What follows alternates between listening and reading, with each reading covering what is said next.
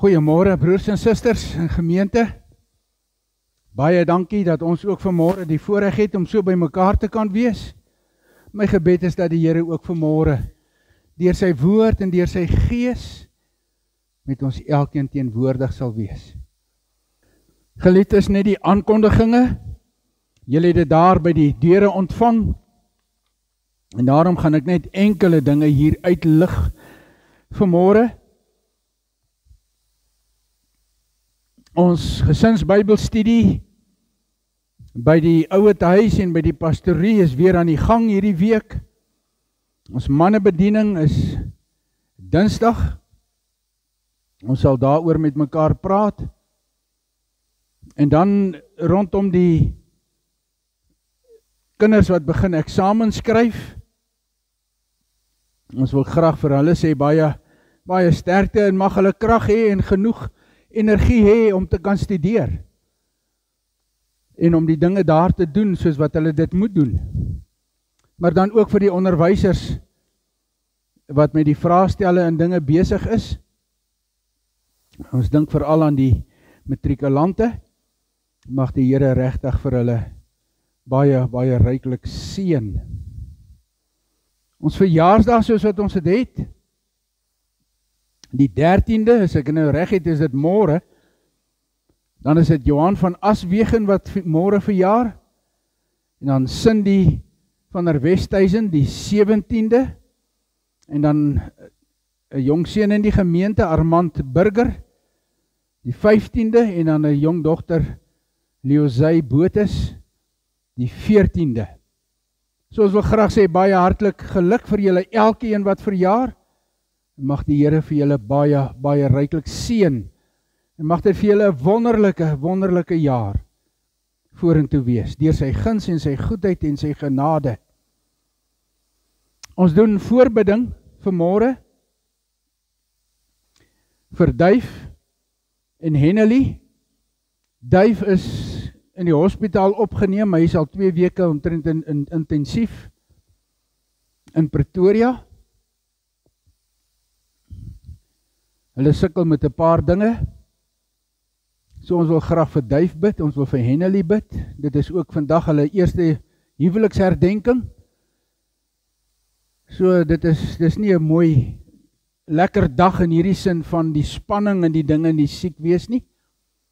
Maar die Here gee genade. Oom Charlie Lots, ons bid vir oom Charlie. Dit gaan goed met hom rondom sy toon wat hulle geamputeer het so 'n hele tyd gelede. Dit begin mooi herstel en dis amper toe.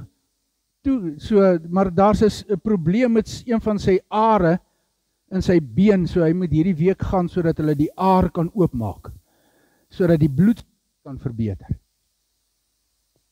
So ons bid vir oom Charlie. En dan vir Fanie, ek sien Fanie, jy's hier vanmôre. Ek weet jy wil nie graag dit sê nie, maar Gerda het vir my gesê ek moet sê. Fanie gaan ook hierdie week in vir 'n skoueroperasie.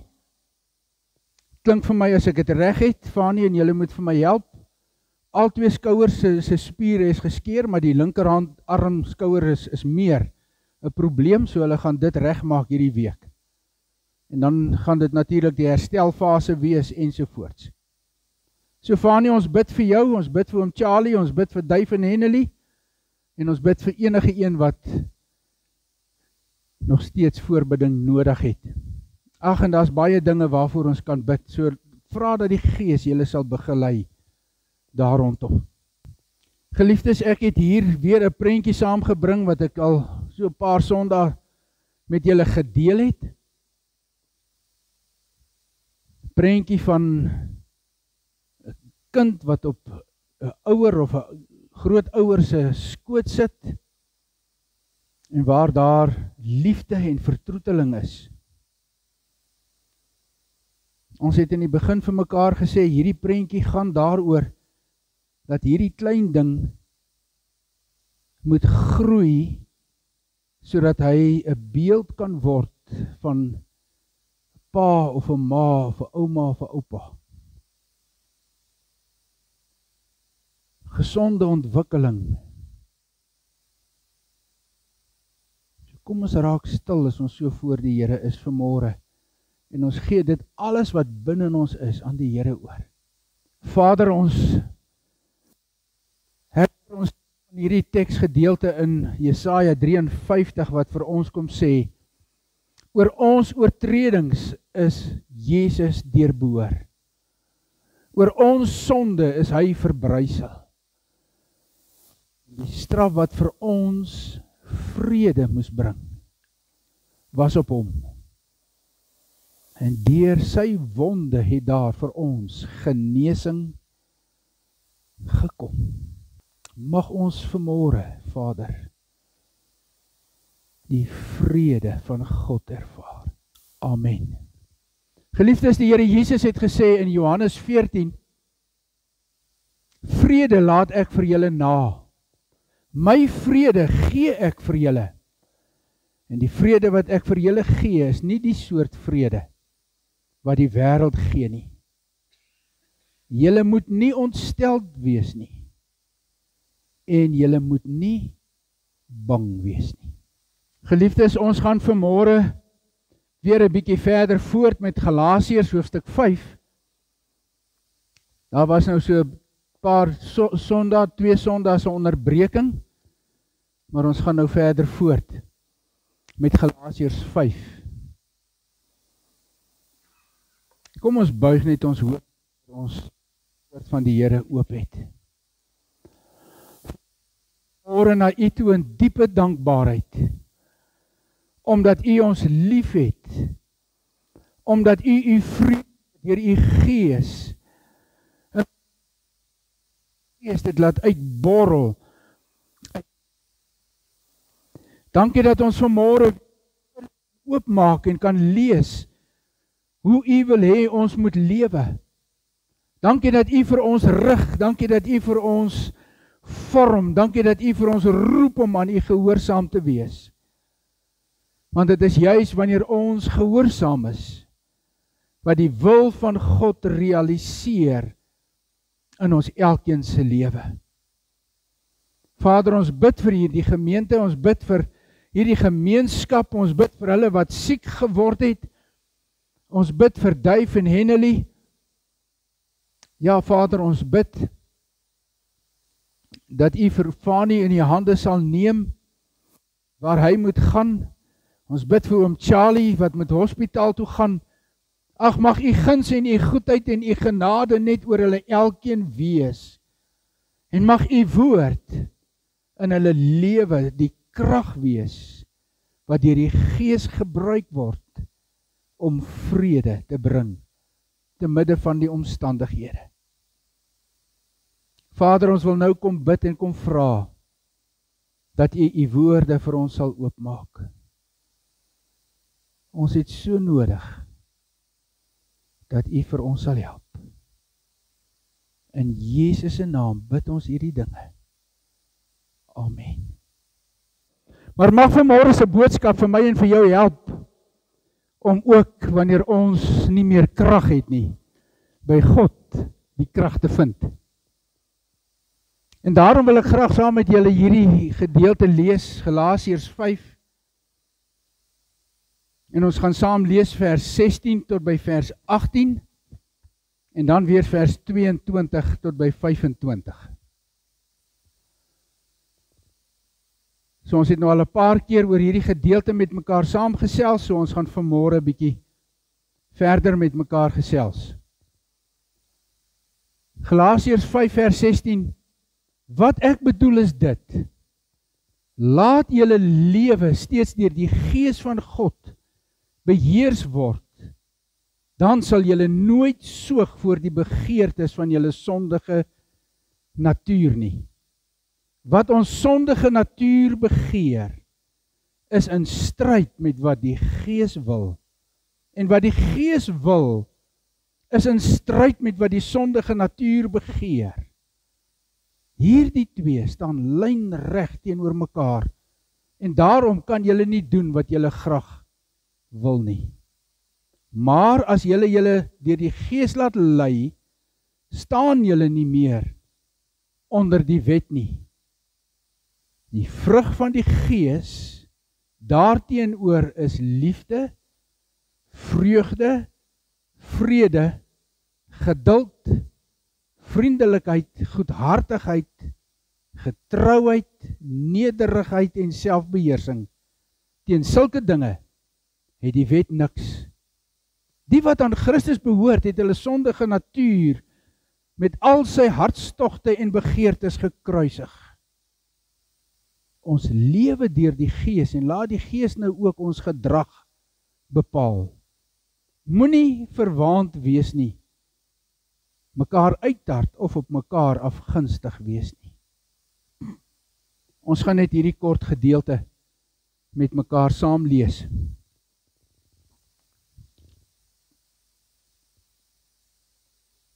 Daardie prentjie moet vir ons help, moet ons herinner daaraan dat ons ook op die Vader se skoot sit, dat ons teen sy hart en sy bors kan aanlê, dat ons sy hartklop kan hoor, en dat hy ons wil vorm tot sy eer, soos 'n klein kind wat moet gevorm word en moet groot word.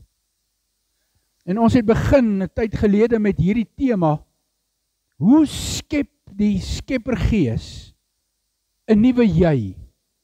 Hoe maak die Heilige Gees jou nuut? En ons het reeds al 'n paar keer daaroor saam gepraat, maar vanmôre se tema is riglyne om jou lewe mee te evalueer.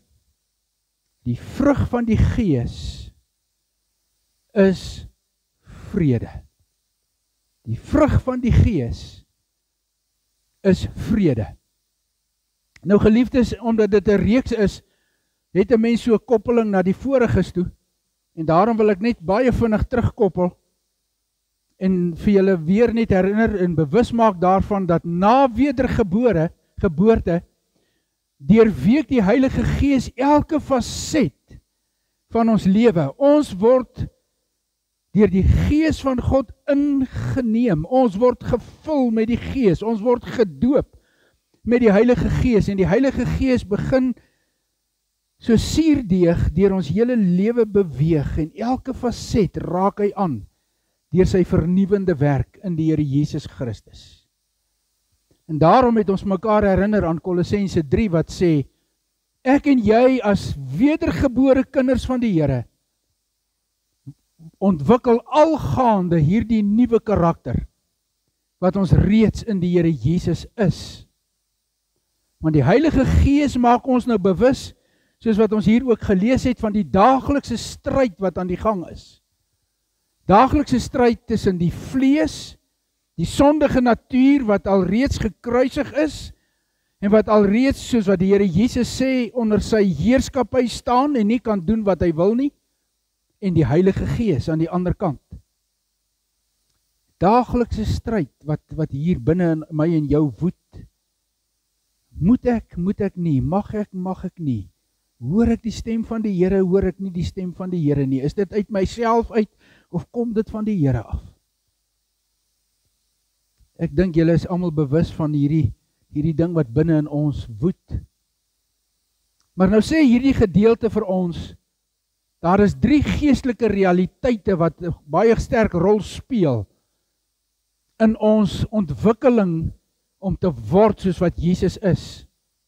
En die eerste ding is, hierdie voortdurende stryd is aan die gang. Ek en jy moet dit weet. Wanneer ons onsself vir die Here gegee het, dan begin hierdie stryd tussen die sondige natuur en die Heilige Gees. En dit hou nie op nie. Want die tweede realiteit sê vir ons, dit wat die Gees wil en dit wat die vlees wil, staan lynreg teenoor mekaar. Want die vraag bly dan, wie is in beheer? As die vlees en die Gees in my is en as hulle in stryd is met mekaar, en as dit gaan daaroor dat dit lynreg teenoor mekaar is, wie is in beheer? Sien, want die sondige natuur het sy eie agenda. En die sondige natuur se agenda is duisternis, en sonde in ons lewe. Dit wat teen God se wil is. Die Heilige Gees het sy eie agenda. Lig en lewe wat binne in ons is. En daarom is die derde realiteit, geestelike realiteit, baie belangrik, en dit is dat die Bybel vir ons duidelike riglyne gee om ons lewe mee te evalueer. En nou, ons het al gepraat oor die riglyne wat die Here vir ons gegee het rondom die werke of die vrug van die sondige natuur. Ons het met mekaar begin praat oor die vrug van die Gees, en ons het al reeds met mekaar gepraat oor liefde en oor vreugde, en vanmôre dan praat ons met mekaar verder. Maar wanneer die Gees binne in my en jou is, geliefdes, dan is hy nie besig met 'n klomp goeders nie. Hy is besig met een groot ding, en dit is om ons te omvorm, sodat ons sal word soos wat Jesus is, soos wat die Vader wil hê ons moet wees. En dit is die vrug van sy werking, en daarom is hierdie vrug van die Gees 'n enkelvoudige begrip. As ons praat van die vrug van die Gees, dan verwys dit alles wat die Gees binne in ons kom doen. Maar wanneer ons hier gaan lees, dan sien ons hierdie vrug word onderskei in 9 verskillende karaktereienskappe. En ons het dit net vir mekaar gelees. Die vrug van die Gees is liefde, vreugde, vrede, en dan gaan dit so aan. En vanmôre kom ons by hierdie gedeelte, die vrug van die Gees is vrede. Nou as ek vir jou vir 'n oomblik vra om stil te word en te dink oor wat sou jy sê is vrede, dan sou ons waarskynlik 'n klomp verskillende antwoorde kry, omdat ons verskillende mense is en ons omstandighede verskillend is ensovoorts. Wanneer ons na die Bybel gaan kyk, dan merk ons dat daar 'n definisie is vir vrede, volgens wat die woord vir ons kom sê. Die Griekse woord is eirene, en dit beteken daar is 'n afwesigheid van angstigheid. Dit beteken daar is 'n afwesigheid van innerlike wroeginge. Dit beteken daar is 'n afwesigheid van bekommernis. Nou ons sou waarskynlik vir mekaar kon sê, vrede beteken dat daar nie vyandskap is nie, en nie oorlog is nie, en nie bekleierery is nie, en al daai goed. Inderdaad speel dit seker ergens ter. Maar wanneer die skrif praat van vrede, dan sê hy, dit gaan daaroor dat daar sekere goed nie teenwoordig is in ons binneste nie. Angstigheid en 'n innerlike wroeging en 'n diep ontstellende bekommernis oor dinge. Die Hebreëse woord is shalom. Nou julle het seker al baie keer die woord gehoor, shalom of shalom. En dit vertaal ons normaalweg met vrede. En dit word baie keer 'n groet. Vredesgroet, vrede vir julle. Maar jy sien geliefdes, wanneer ons dink oor die woord shalom in die Bybel, dan is dit baie, baie ryker en dieper as om bloot net vir mekaar te sê vrede. Want hier, wanneer ons hiermee te doen het, dan gaan dit daaroor dat hierdie woord shalom is 'n omvattende term vir God se goedheid. Ja, dit gaan oor vrede, maar dit dui op 'n geheel van God se goedheid, volledigheid van God se teenwoordigheid, volledigheid van God se welstand, van sy liggaamlike seëninge, van sy sielkundige seëninge, psigiese seëninge, maar ook van die geestelike seëninge. Dit gaan oor welstand en voorspoed en veiligheid en al sulke dinge. So wanneer ons vir mekaar sou sê, of die Bybel praat van die Gees bring vrede, dan is die Gees nie besig om vir ons te sê, dit gaan maar oor hierdie oppervlakkige vrede wat ek en jy soms in die wêreld na soek is nie. Dit gaan oor 'n diepgaande, omvattende ingryping en herstel en 'n restaurasie van dit wat verkeerd is op grond van God se teenwoordigheid. Ag, en nou kan ek baie praat oor hierdie woord. Spesifiek, ek wil dit miskien maar net vir julle uitwys soos wat die woord dit vir my sê. En soos wat ek nou voorberei het, hoor ek hier dat daar staan, dat die Heilige Gees vir my en vir jou fokus daarop, dat God self die bron van ons vrede is. En julle sal sien, soos wat ons aangaan, gaan dit oor God, maar dan wil ek dit koppel aan God die Vader, wat die bron is van vrede. Want daar word gesê in Rigter 6, spesifiek, en dit gaan daaroor, dat Gideon die Midianiete moet aanval, en hulle is in 'n oorlogssituasie. Hulle kyk uit vir die vyand, want die vyande kom beroof hulle en besteel hulle, daar waar hulle oes en daar waar hulle die koring maal en al daardie tipe goed. En Gideon is besig om hier te werk en te dop te hou dat daar nie skelms kom nie. En dan skielik hoor hy 'n stem hier agter hom wat sê, Gideon. En dan hoor hy dat hierdie engels vir hom sê, vrede vir jou, shalom, lega, vrede vir jou, moenie vrees nie, jy sal nie sterwe nie. En dan gaan hy verder, dan sê hy,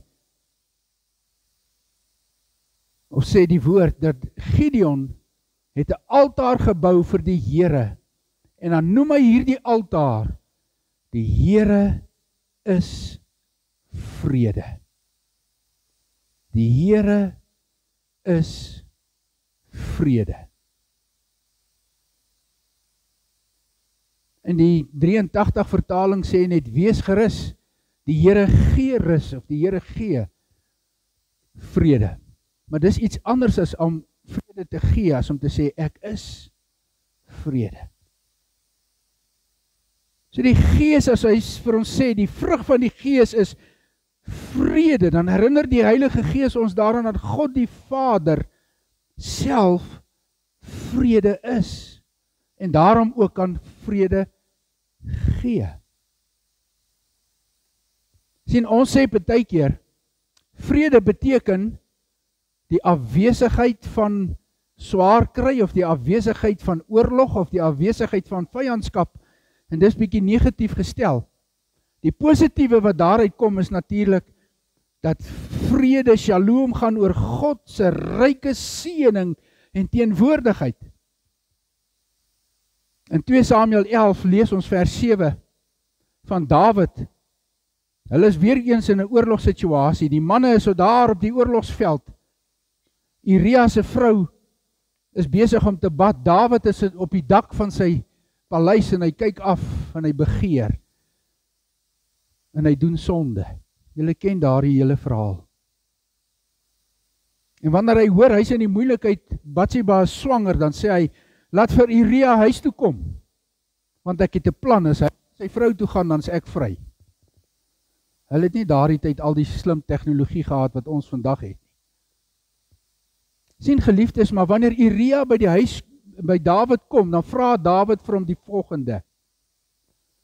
En nou gaan ek net die Hebreëus vir julle lees, want ek dink dit is net om die goed net reg te doen. Hy sê hier in hierdie gedeelte, Lishalom Joab. Hoor julle, Lishalom. En hy vra vir hom, Lishalom Ami. En hy vra, Lishalom Hamil Hama. Met ander woorde, as hy vir hom iets vra, dan sê hy, hoe is die vrede van Joab? Hoe is die vrede van die volk? Hoe is die vrede van die oorlog? En onmiddellik weet 'n mens dat Dawid nie hier praat van daar is nie oorlog nie en daar is nie moeilikheid nie en daar is nie gevaar nie en al daai tipe dinge nie. Ons vertaling sê, toe Uria bykom het Dawid vir hom gevra, hoe gaan dit met Joab en hoe gaan dit met die leer en hoe gaan dit met die oorlog? Maar in die Hebreëus praat hy van die vrede. Met ander woorde, hoe is God in sy almagtige teenwoordigheid en seëninge teenwoordig?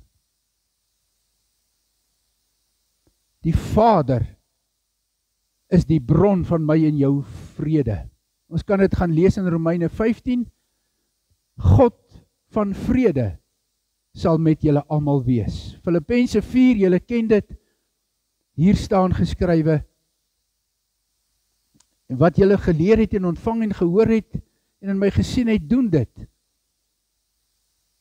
En die God van vrede sal met julle wees.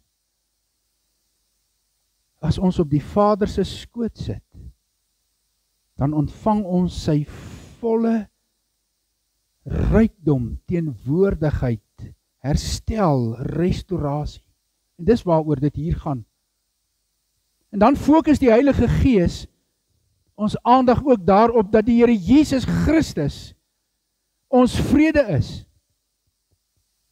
En dat hy vrede vir ons bring. Jesus is ons vrede. Hoor net wat sê Jesaja 9 en ons het dit gesing vanmôre. U is vredevors. En dan staan daar verder geskryf, sy heerskappy sal uitbrei en hy sal vir altyd vrede en voorspoed bring.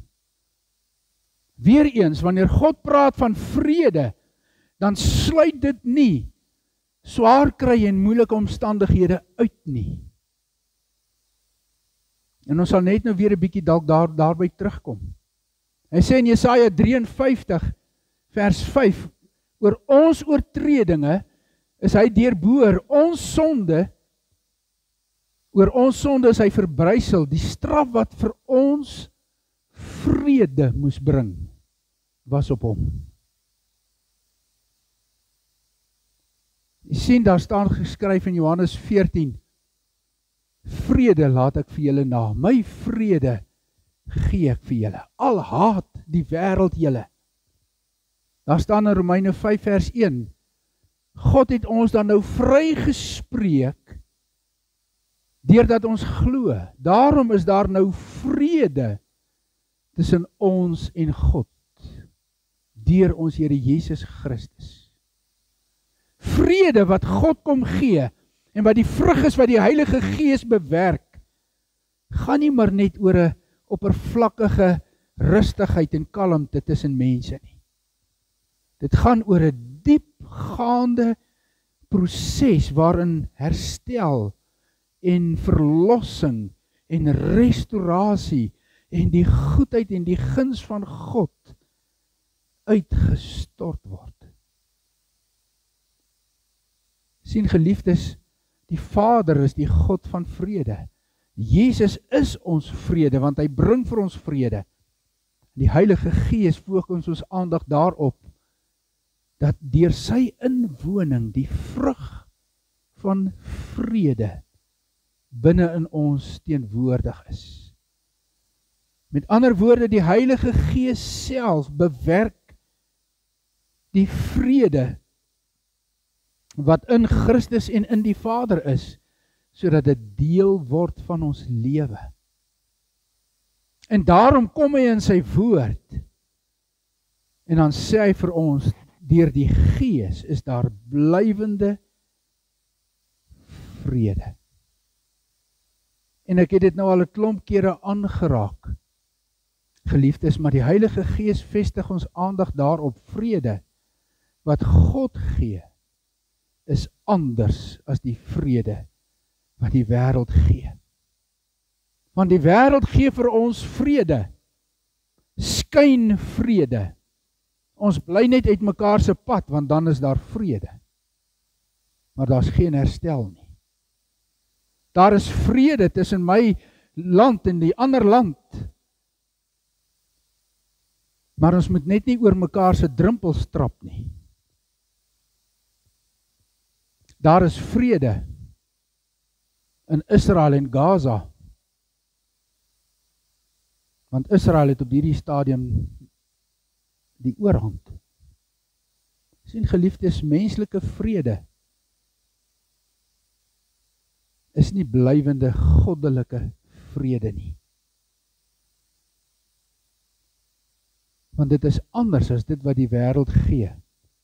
Ek het al reeds Johannes 14 vir julle gelees. Kom ons lees Matteus 10 wat sê, die Here Jesus, ek het gekom om vir julle vrede te gee, om julle verhouding te herstel met God en ook met mekaar, want dit gaan oor die vertikale en ook oor die horisontale. Maar dan sê die Here Jesus in Matteus 10, en dit klink nou asof dit 'n teenstelling is, en ja, dit is 'n teenstelling, maar ons moet dit verstaan. Moenie dink dat ek gekom het om vrede op die aarde te bring nie. Want ek het nie gekom om vrede te bring nie. Maar ek het juis gekom om die swaard te bring.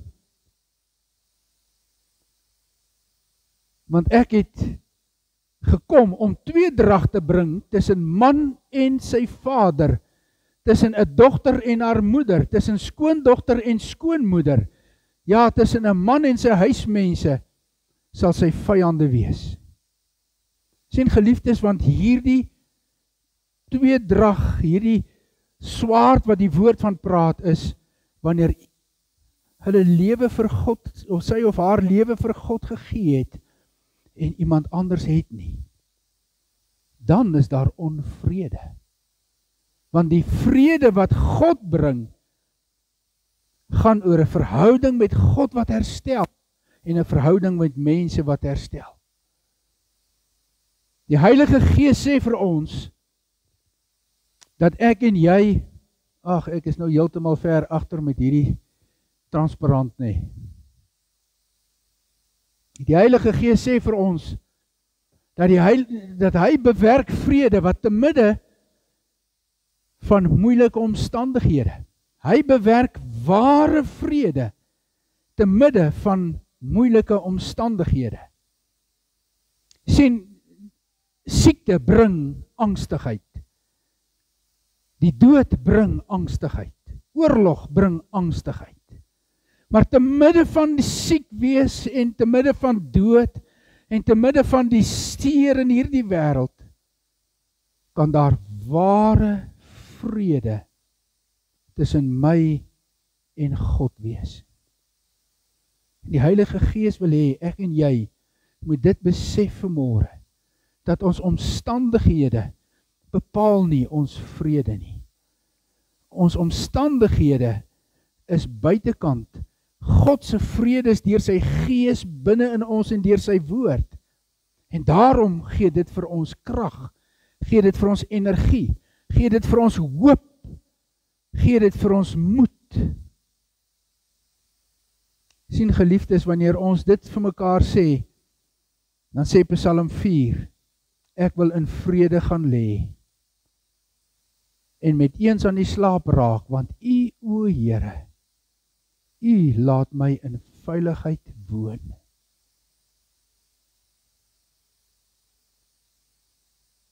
Sien geliefdes, die Heilige Gees maak ons bewus daarvan,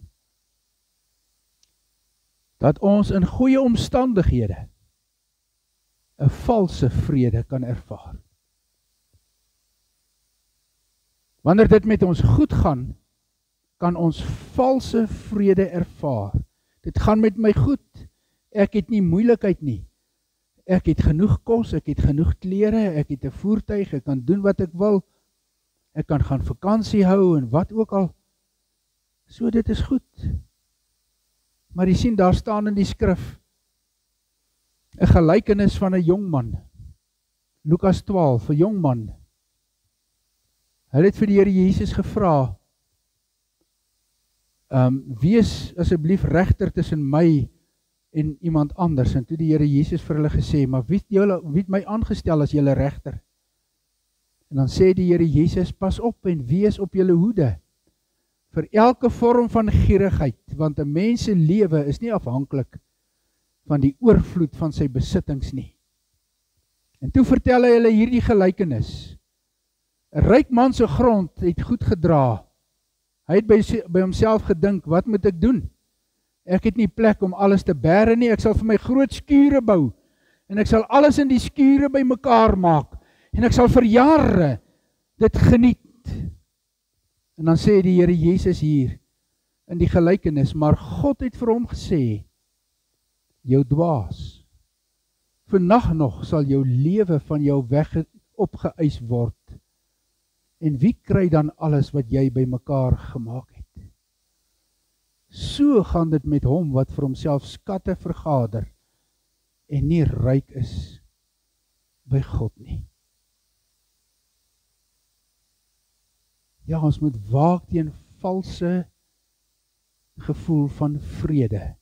Ware vrede is wanneer my verhouding met God en met mekaar herstel op grond van God se ingryping en sy woord. Valse vrede is wanneer ek in my eie omstandighede myself kom rustig maak en rus vind. Sien geliefdes, die Heilige Gees maak ons bewus daarvan dat die goddelike vrede wat God bewerk, gaan oor verhoudinge en dit gaan ook oor ons besluite wat ons moet neem. Telke male wanneer verhoudinge stikkend is, wanneer verhoudinge swaar kry, wanneer ek ernstige besluite moet neem, dan is die vraag, hoe gaan ek weet ek is op die regte pad? Hoor net wat sê u woord vir my en vir jou. Jesaja sê, so sê die Here jou verlosser, die Heilige van Israel, ek is die Here jou God, wat jou onderrig oor jou beswil. Ek wys vir jou en ek lei jou op grond van jou beswil, wat jou lei op die pad waarop jy moet gaan. En dan Kolossense 3 sê, en die vrede wat God Christus gee, dit moet in julle lewens die deurslag gee. God het julle immers geroep om as lede van die liggaam in vrede met mekaar te lewe. En wees altyd dankbaar. Laat die vrede wat Christus gee, nie 'n kalmte van ek hoef nie 'n klomp medikasie te gebruik of wat ook al nie, maar rustigheid, kalmte, op grond van God se teenwoordigheid, en God se genade en sy ingryping en sy herstel, sodat ek kan sê, ek het rustigheid, vrede.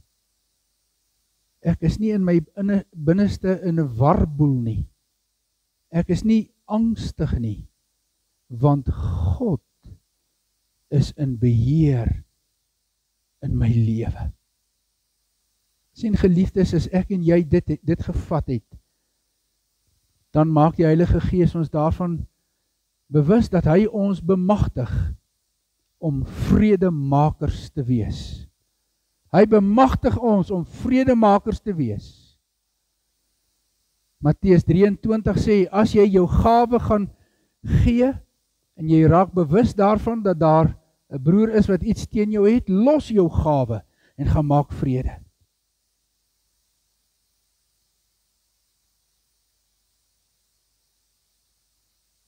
Moenie kerk toe kom as daar onvrede tussen jou en iemand is nie. Gaan maak vrede en dan kom jy kerk toe. Gaan gee jou gawe, gaan bring jou offer aan die Here, nadat jy vrede gemaak het. Dit is ons opdrag om die vrede wat God in ons gebring het, om dit uit te lewe. Hy sê in Matteus 5 vers 9, geseënd is die wat vrede maak. Vrede maak beteken dat hierdie herstel, hierdie restaurasie, hierdie geweldige seën wat God gee, dat ek en jy dit sal gebruik om hande uit te steek na die plekke waar daar nie vrede is nie. 2 Korintiërs 5 sê, God het die bediening van versoening aan ons gegee. Die bediening van versoening gaan oor, ek bied aan jou die Here Jesus Christus, die verlosser, die een wat waarlik vrede bring. En as ek dit gedoen het, dan wil ek by jou pleit en aanmoedig, gee jouself aan die Here.